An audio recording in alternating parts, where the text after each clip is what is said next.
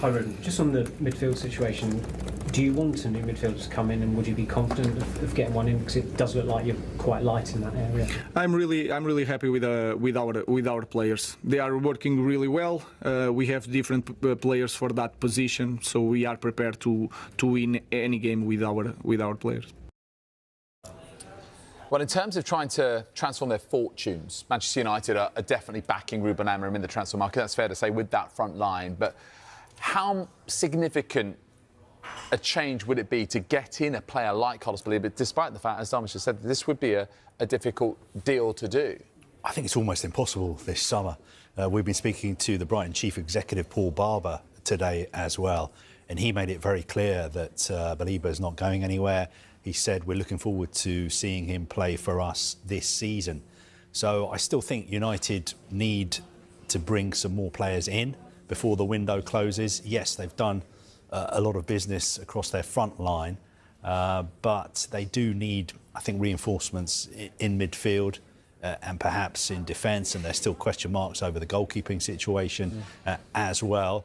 But I don't think it's going to be Baleiba. Baleiba maybe will have to be one for next summer. But if he has another really good season, his value is just going to keep going up and up and up, even though his contract situation is going to obviously develop, because he'd only have 2 years left on his contract next summer, although I don't know if Brighton have got the option to extend that by another 12 months. Well, one thing I would say about Manchester United is, before the window even opened, and how last season when they finished 15th in the Premier League and they lost that Europa League final to Tottenham Hotspur and Bilbao as well, I think most pundits and most experts were saying this is not a one-window fix.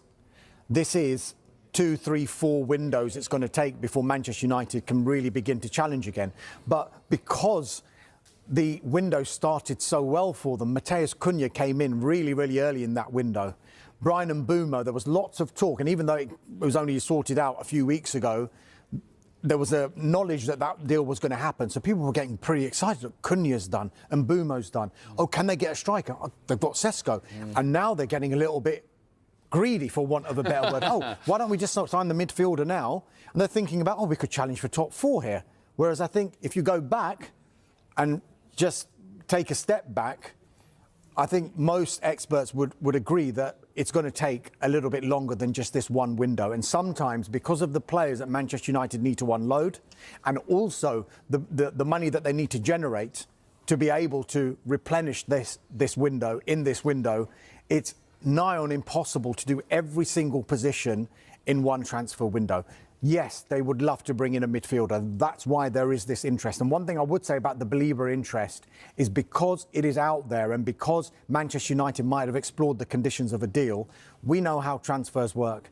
Manchester United and other clubs do not go and express an interest in a player blindly. There must be some sort of encouragement somewhere along the line that maybe the player might think, you know what, I might be open to that move. But that is completely separate here to what Brighton's position would be, because even if Carlos Baleiba just say he did want to go to Manchester United, Brighton can just say, well, you're not going anywhere.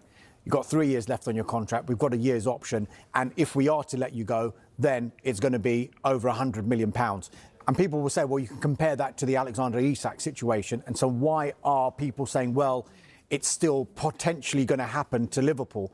Because we haven't really heard of any disunity or disharmony with regard to Carlos Baleiba at Brighton. No, those are very distinct in that respect. Yeah, that's the big difference. Yeah, I think it's interesting because when you look at the amount of money spent, you know, Liverpool have spent almost £300 million. That's without Isak, if it does happen. Chelsea have spent around £250 million.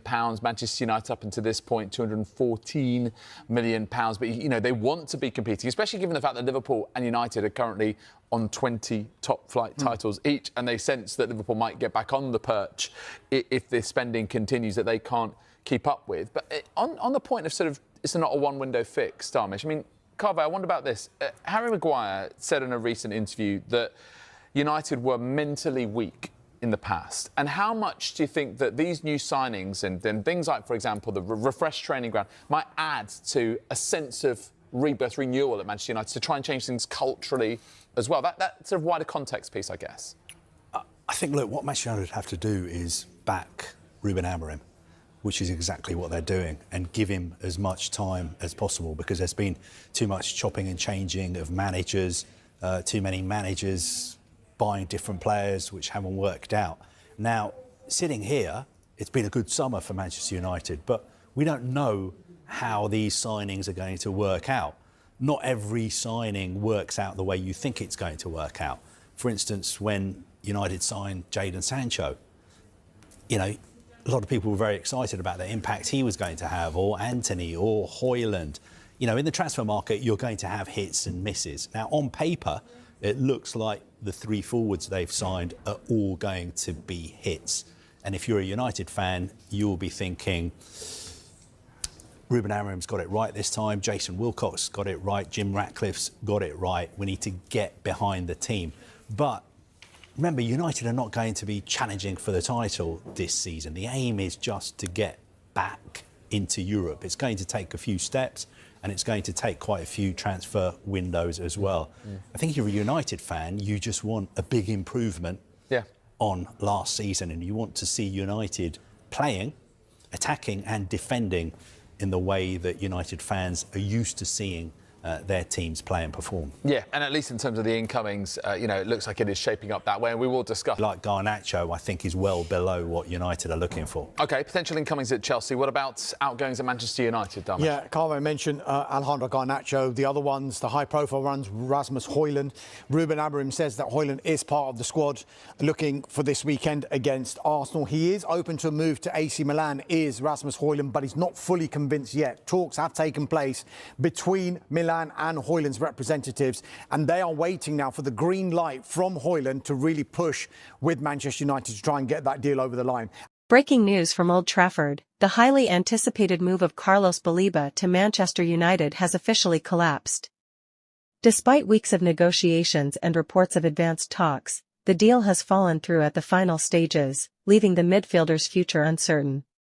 Sources close to the club confirm that disagreements over final terms and conditions played a major role in the collapse of the transfer. Manchester United, who had been eyeing Baleiba as a key addition to strengthen their midfield, will now be forced to shift focus to alternative targets before the transfer window closes. The cancellation comes as a shock to many fans who were expecting an official announcement, and it raises fresh questions about United's strategy in securing reinforcements.